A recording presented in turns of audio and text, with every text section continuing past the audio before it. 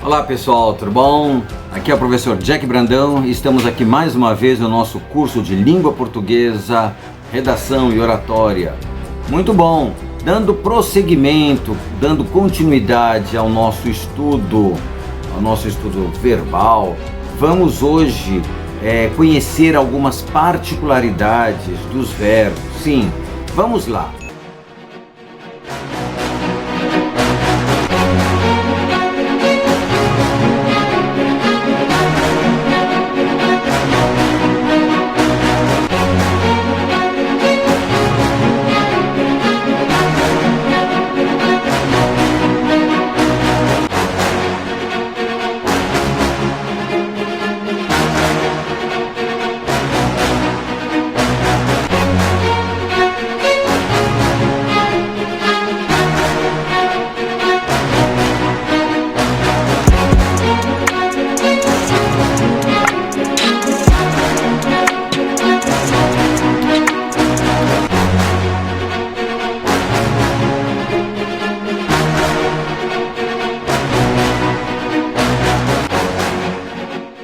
Como eu havia dito na aula passada, o verbo ele possui três formas nominais, que são o infinitivo, gerúndio e o particípio. Sim, são chamadas de formas nominais porque eles funcionam como nomes, ok?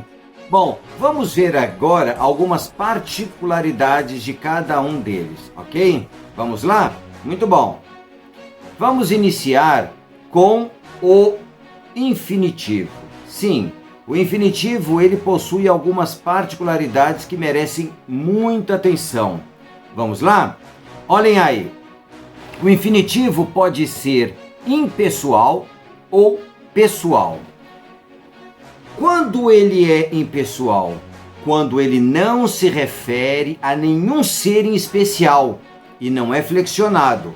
É aquilo que eu chamo, desde o início do nosso curso, de nome do verbo. É o nome do verbo, é a circunstância que ele expressa, acabou. Este é o infinitivo impessoal. Nós temos, de uma outra forma, o infinitivo pessoal. O que é o infinitivo pessoal? É quando o infinitivo se refere a cada uma das pessoas do discurso. A partir do momento que o infinitivo ele se refere a uma das pessoas do discurso, o que acontece? Ele passa a ser flexionado. Isso demanda alguma atenção, de modo especial, para aqueles que não falam língua portuguesa no Brasil, ou para aqueles que estão aprendendo a língua portuguesa, de modo especial, aqueles que falam castelhano ou espanhol, porque o infinitivo pessoal não existe no castelhano. Então, o falante, por exemplo, do espanhol, ele fica muito perdido. O que quer dizer isso, o que quer dizer isso, ou aquilo, ok? Então, vamos prestar atenção aí. Quando o infinitivo pessoal é empregado? Quando o sujeito do infinitivo é diferente do sujeito do verbo da oração principal. Então, eu digo assim, passei aqui para jantarmos juntos. Então, nós temos duas orações. Lembre, nós temos de grifar os verbos. O primeiro verbo é passei, o segundo é jantarmos. Se eu tenho dois verbos, eu tenho duas orações. Preste atenção. Quem passou aqui? Eu. Jantarmos. Quem vai jantar? Nós. Então, quando nós tivermos o infinitivo, quando o sujeito de uma oração for diferente da outra, nós podemos usar o infinitivo pessoal. Este é o caso que nós havíamos visto quando fomos estudar os pronomes pessoais.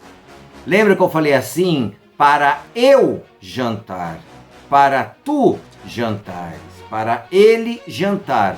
Então este pronome, ele passa a ser o quê? O sujeito do verbo. Por isso que ele é flexionado. Por isso também que eu não posso dizer para mim jantar, para nós jantar, para ele, ok? Para ele jantar, tudo bem. Tá claro isso? Vamos lá. Prestem atenção aqui, um ponto muito importante do infinitivo pessoal. Nunca, jamais ele é empregado em locuções verbais. Lembrem, O que é uma locução verbal? A locução verbal é quando dois verbos estão juntos, mas eles na realidade querem dizer uma única coisa. Eles significam, eles têm um único significado. Então vamos prestar atenção aqui, ó. Nós vamos trabalharmos. Tá errado. Então ir, o verbo ir, ele é auxiliar de futuro. O que é um verbo auxiliar? É aquele que nós colocamos na frente daquele verbo chamado principal. Ok? Então o verbo ir, ele indica futuro. Quando eu digo nós vamos trabalhar, na realidade nós queremos dizer nós trabalharemos. Então prestem atenção. Quando eu tiver uma locução, ou seja, dois verbos, eu não uso o infinitivo pessoal, ou seja, eu não posso conjugar, flexionar este infinitivo. Então como é que fica? Nós vamos trabalhar. Tudo bem? Uma outra particularidade que nós temos agora é em relação aos particípios. Sim, prestem atenção. Olhem aí. Nós temos verbos com mais de um particípio. Jack, que loucura! É, mais ou menos loucura. Nós empregamos e nós nem percebemos isso. Olha um exemplo aí. Esses verbos que possuem mais de um particípio, eles são chamados de verbos abundantes. Um exemplo é o verbo tingir. Nós temos o particípio regular, que é aquele acabado em ido e ado, lembra? Então qual é o particípio regular do verbo tingir? Tingido. Perfeito? E nós temos o particípio irregular. No caso do verbo tingir, é tinto. Olha que legal. Tinto é o particípio irregular do verbo tingir. Além de tingido, tá bom? Agora, Jack, quando eu uso o particípio regular e quando eu uso o particípio irregular? Bom, nós temos uma norminha, vamos chamar de norminha, muito simples, que é a seguinte: nós temos os particípios empregados juntos com os verbos ter e haver, ou seja, ele funciona como o verbo principal e ter e haver como auxiliar. Nós vamos empregar sempre o que? Os particípios regulares. Por quê? Quando eu uso o verbo ter e o verbo haver, eu estou construindo aquilo que nós vamos chamar de tempos compostos. Nós vamos ver já os tempos compostos. Então lembrem, verbo ter, verbo haver formam os tempos compostos e vão sempre ser empregados os particípios regulares, ok? Então vamos lá. Já os particípios irregulares, eles são empregados com o verbo ser e o verbo estar. Para quê? Para formar a voz passiva. Pessoal, nós vamos prestar atenção na voz passiva. E vocês vão ver que não é nada de complicado como o pessoal costuma falar e como o pessoal costuma pensar. Tá claro isso? Então vamos prestar atenção em um outro verbo aqui, com duplo particípio, ou seja, com um particípio regular e irregular, que é o verbo imprimir. Então eu tenho o particípio regular imprimido e o particípio irregular impresso. Então vamos prestar atenção a alguns exemplos, a dois exemplos na realidade, em relação ao particípio regular e o irregular. Um exemplo, o livro foi impresso pela gráfica. Então nós temos aqui o particípio irregular, perfeito? O particípio curto, porque nós temos a voz passiva. Como eu posso dizer assim, a gráfica havia imprimido o livro. Então nós temos aqui o particípio regular, havia imprimido. Então nós temos o verbo auxiliar, haver, e imprimido o verbo principal no particípio regular. Tá claro isso? Então, um mosquito aqui me... Tá claro isso? Muito bom, vamos continuar aqui. Vimos então o particípio, vamos agora prestar muita atenção no gerúndio. O gerúndio é empregado em orações adverbiais reduzidas. Bom, um exemplo que eu vou passar aqui. Só amando você pode ser feliz. Então, só amando você pode ser feliz. Se eu expandir essa oração reduzida, como ficaria? Se você amasse, você poderia ser feliz. Ou se amasse, você poderia ser feliz.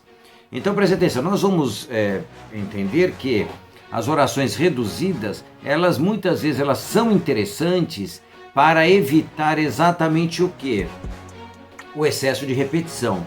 Então, são expedientes que a língua nos oferece para tornar cada vez a linguagem escrita, de modo especial, mais simples e mais rebuscada até e menos repetitiva, porque a repetição, volto a dizer, é enfadonha, deixa o texto cansativo, tudo bem?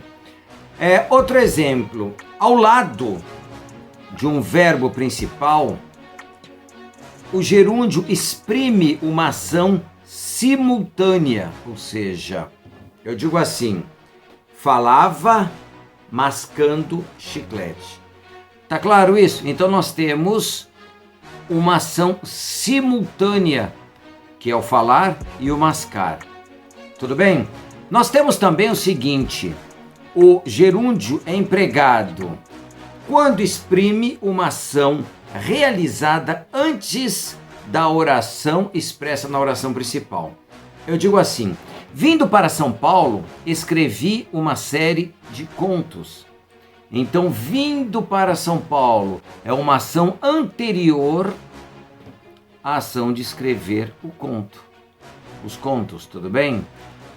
Também quando exprime uma ação que ainda continua, mas que foi iniciada antes da ação indicada na oração principal. Então eu digo assim, gritando fez com que todos ficassem quietos. Tudo bem? Muito bom.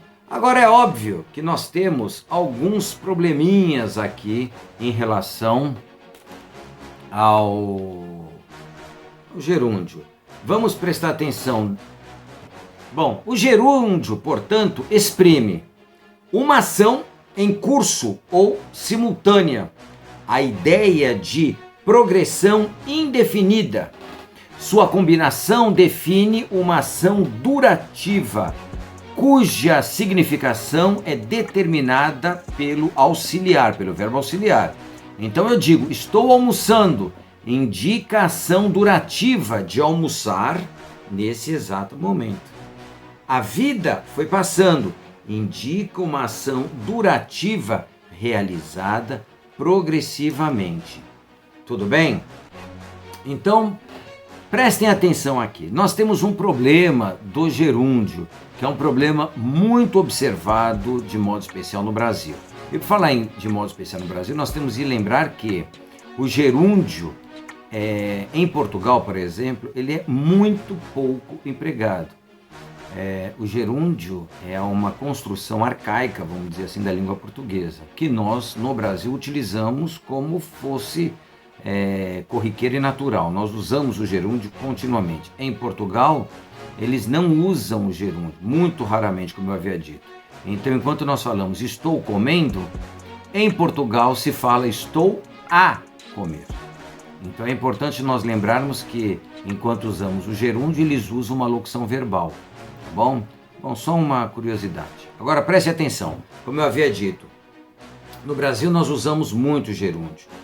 E nós temos uma questão interessante, que quando as técnicas de marketing, de merchandising vieram muitas vezes dos Estados Unidos, eles trouxeram toda essa bagagem desse país, e trouxeram inclusive a sua forma de falar.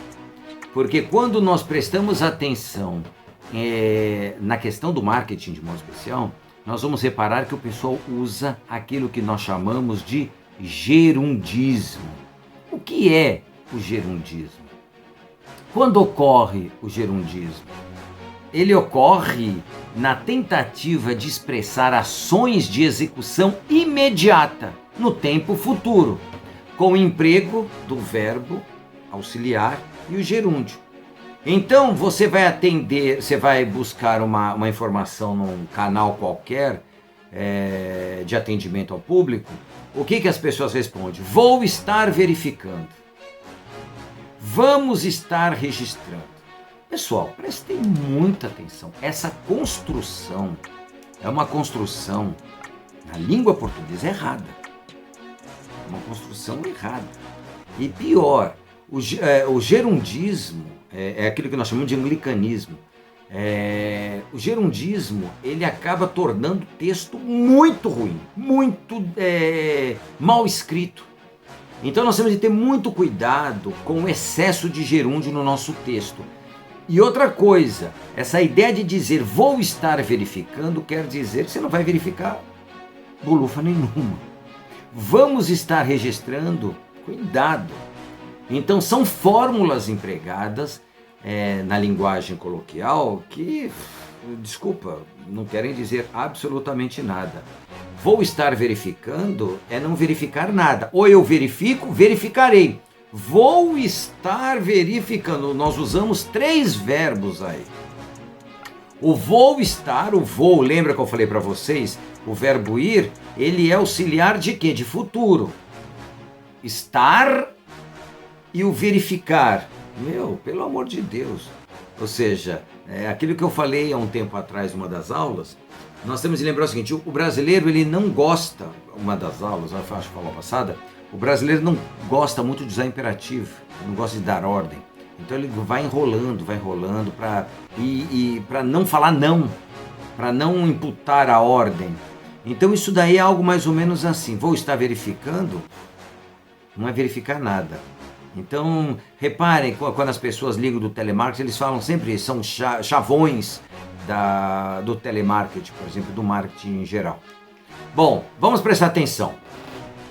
O emprego do gerúndio em ações futuras ocorre quando se pretende exprimir uma ação durativa de fato, um processo que terá uma duração ou estará em curso.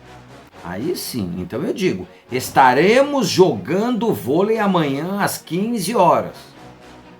Ou pode demonstrar também, ou denotar, simultaneidade. Eu digo assim, eu estarei estudando enquanto eles brincam. Tudo bem? Então isso é possível. Muito diferente do vou estar verificando, vou estar registrando, etc, etc, etc.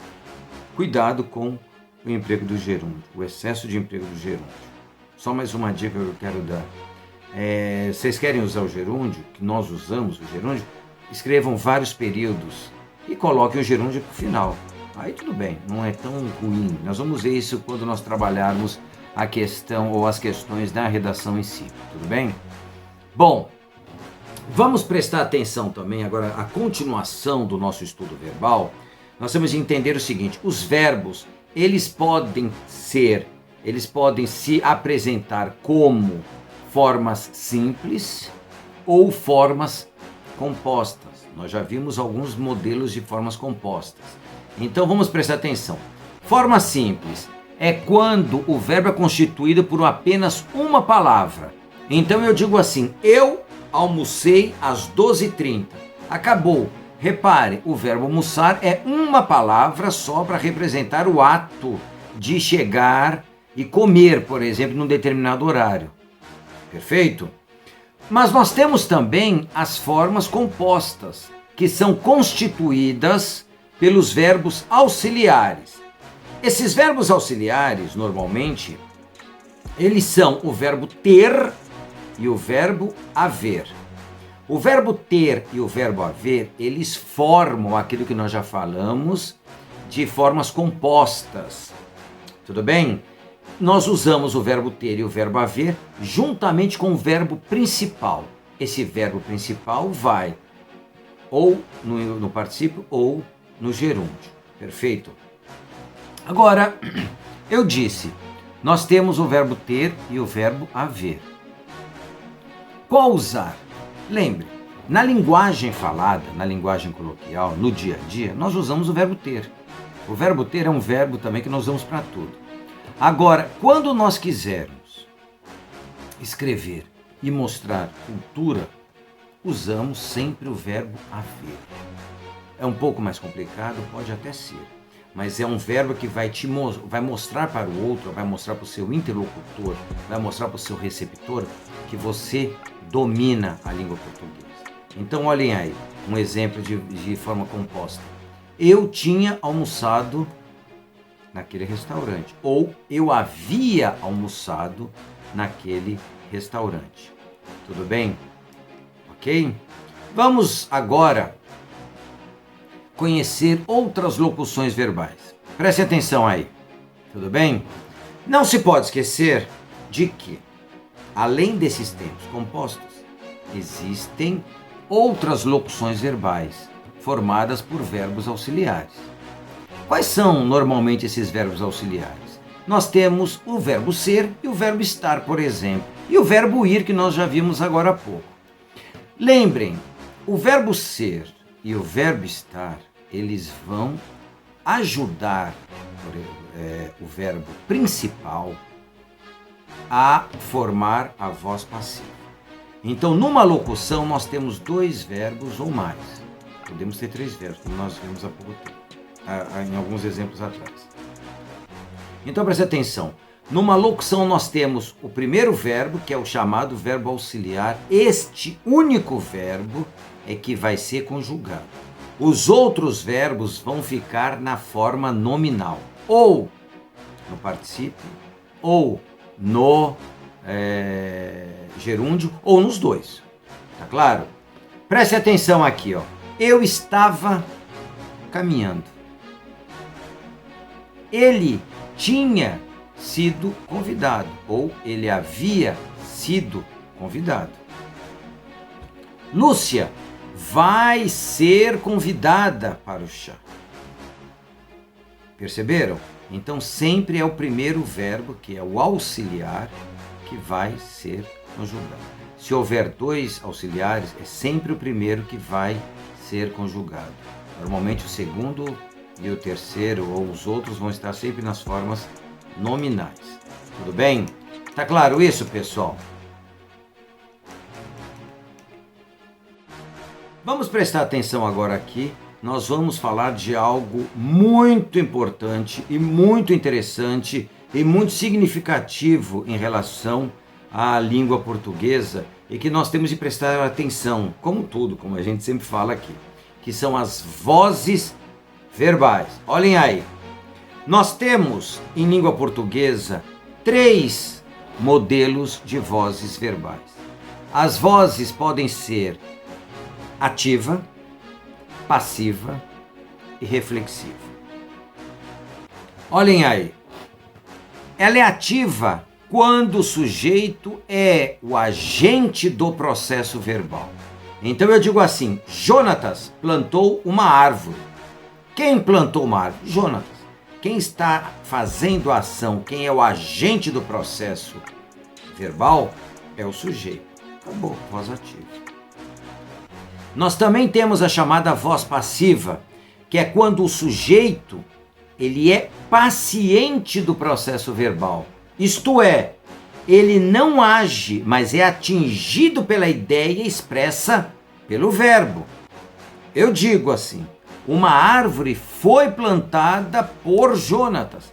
Quem foi plantado? Uma árvore. Então, sintaticamente, uma árvore é o sujeito. Mas só que é um sujeito que não é ele que está fazendo a ação. Ele está sofrendo a ação efetuada pelo sujeito.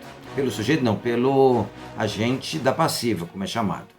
Tudo bem? E nós temos também a chamada voz reflexiva, que nós vimos quando trabalhamos com os pronomes, que é quando o sujeito faz e recebe a própria ação. Então eu digo assim: Jonatas feriu-se com a faca. Jonatas feriu quem? A ele próprio. Tudo bem? Muito bom. Vamos prestar atenção agora aqui. A voz passiva, nós temos duas formas de construir essa voz passiva. Primeiro, a voz passiva chamada analítica e a voz passiva sintética ou pronominal. A voz passiva analítica, ela é formada pelo verbo ser ou verbo estar, mais o particípio do verbo. Então eu digo, os livros foram impressos há uma semana. Então, os livros é o sujeito. Eles foram impressos. Tudo bem? Por que analítica? Porque para entendermos bem, nós temos de fazer uma análise. Nós analisamos. Ela é analítica, é direta. Agora, nós temos em língua portuguesa no Brasil, na língua portuguesa, não no Brasil, na língua portuguesa, a voz passiva sintética ou pronominal. Como nós formamos a voz passiva pronominal ou sintética? Nós usamos o verbo transitivo direto mais o pronome apassivador se. Então prestem muita atenção aqui. Olhem aí um exemplo. Imprimiram-se os livros há uma semana. Esta construção é uma das construções que nós vemos mais erros na língua portuguesa. Vocês querem um exemplo? Quando nós estamos andando na rua, nós vamos ver muitas vezes algumas placas dizendo assim: aluga-se casas, vende-se casas. Na realidade, essas placas estão erradas. Por quê? Olhem bem a voz passiva analítica. Quando eu digo os livros foram impressos, qual é o sujeito? Os livros. Os livros. Agora, quando eu digo imprimiram-se os livros, qual é o sujeito? Os livros também. Então, se nós pensarmos imprimiram-se os livros, se eu colocar os livros foram impressos, é a mesma coisa. Quando eu tenho um sujeito no plural, o verbo tem de estar no plural. Então, quando nós vemos as placas aluga-se casas, está errado. Por quê? O correto seria alugam-se casas, vendem-se casas, aluga-se esta casa, vende-se esta casa. Tá claro isso? Muito bom, pessoal. Olha um exemplo aqui. Vamos lá. Viu-se ali uma cena dantesca. Então, sempre que vocês olharem uma construção dessa, ou seja, um verbo iniciando normalmente o período, começando a frase seguido de se, vocês têm de prestar muita atenção ao verbo. Por quê? Vocês têm de ver se o verbo é transitivo direto. O que é mesmo um verbo transitivo direto? É aquele que pede um complemento direto. Então, quem vê, vê algo. Então, viu o quê? Uma cena dantesca. Se eu tiver um verbo transitivo direto seguido de se, este se é o quê? Pronome apassivador. Isso quer dizer o quê? Que o que vier depois é o sujeito dele. Se estiver no singular, o verbo fica no singular. Se estiver no plural, o verbo vai para o plural. Então olhem lá. Observe que nessa oração o sujeito é uma cena dantesca. Logo, temos uma voz passiva sintética. Pode-se substituir o se da oração anterior pelo ser, mais o quê? O verbo principal no particípio. Então eu posso dizer de que forma? Uma cena dantesca foi vista ali. Tudo bem? Olhem a diferença do verbo. Por isso que eu digo, pessoal, grifem sempre o verbo. Então olha lá, viu-se ali uma cena dantesca. Qual é o verbo? Viu. Quem vê, vê algo. Então o que acontece? Esse se é um pronome apassivador. Olhem a outra frase aí. Tratava-se de um novo contato. Grifem o verbo, tratava. Quem trata, trata de alguma coisa. Olhem o de. Se eu tenho um de, isso é uma preposição. Isso quer dizer o quê? Que este verbo é um verbo transitivo indireto. Coloque na cabeça. Não se forma passiva com verbos transitivos indiretos.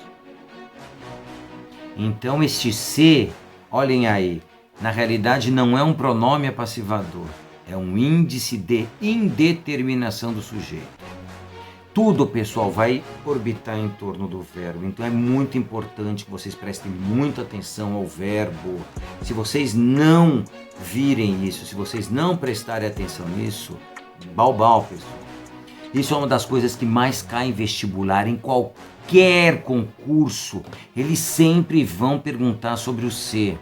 E se por acaso não perguntarem sobre o ser, ao escrever um texto, ao escrever uma dissertação, qualquer texto que você escrever, o avaliador vai prestar atenção nisso, vai ver como você vai empregar esse ser. Então olhem aí a nossa oração. Com verbo transitivo indireto, atente para a preposição após o verbo. Não se pode formar voz passiva. Jamais,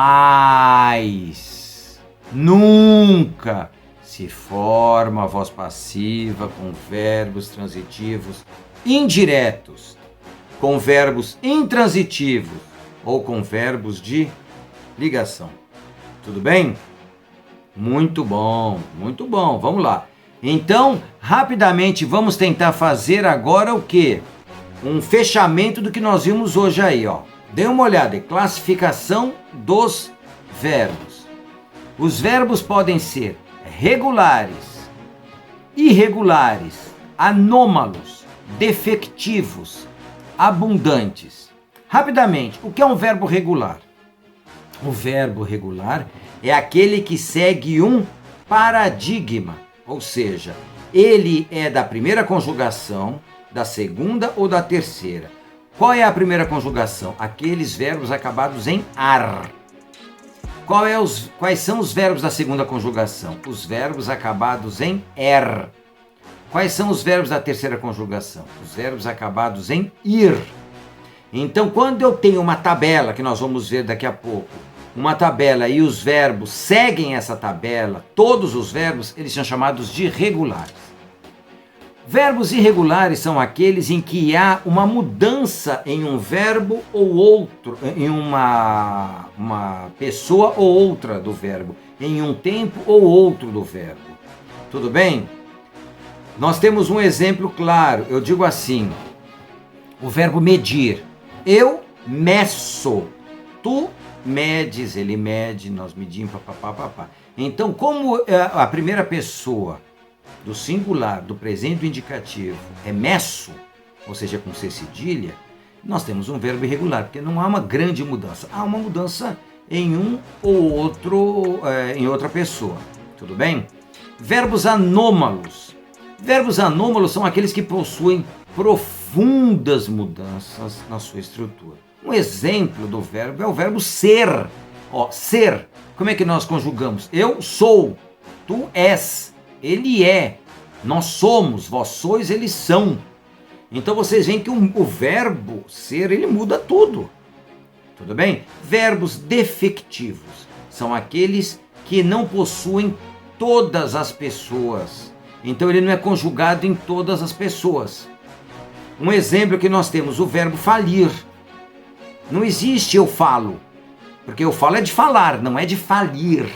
Então é um verbo que vai ser conjugado, por exemplo, na terceira pessoa do singular. A empresa faliu, ou ele faliu. O verbo chover. Não existe a princípio eu chovo. Existe chove. Terceira pessoa. Então são verbos defectivos. Verbos abundantes nós já vimos. Quais são os verbos abundantes? São aqueles que possuem mais de uma forma para o mesmo tempo ou para a mesma forma nominal, que é o caso dos verbos que possuem dois particípios. Tá claro isso, pessoal? Tudo bem? Vamos lá. Vamos fazer mais alguns exercícios? Vamos lá? eu acho que é importante verificar aquilo que você aprendeu. Olhem lá, vamos lá.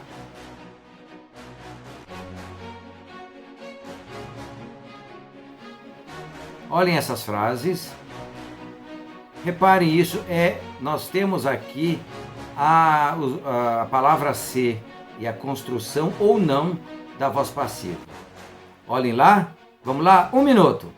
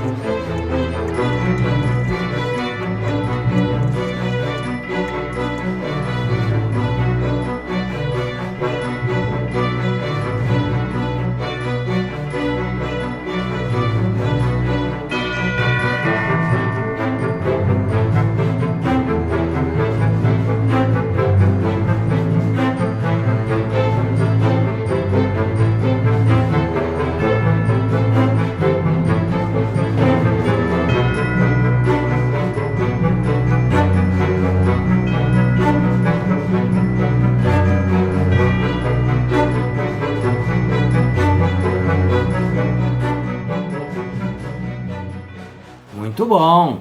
Vocês veem que a coisa começa a ficar mais clara para nós aqui. Não é tão complicado assim.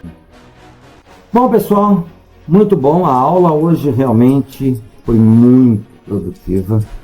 Eu espero que vocês tenham aprendido e aprendido muito. É óbvio que a apreensão vai se dar ao longo dos exercícios que forem sendo feitos. É muito importante fazer esses exercícios, fazê-los com atenção. Não adianta, o mais importante não é olhar aqui as respostas, mas é tentar chegar a elas. Não chegou? Jack, mande uma perguntinha, um comentário. Eu acho que vale muito a pena para que a gente possa desenvolver essa capacidade de compreender, de compreensão dos verbos, tá bom? São muito importantes os exercícios. Bom, não deixem de fazê-lo, porque vocês vão ver que há toda uma progressão no crescimento. Bom, vamos lá. Espero vocês na nossa próxima aula. Tchau, Sei.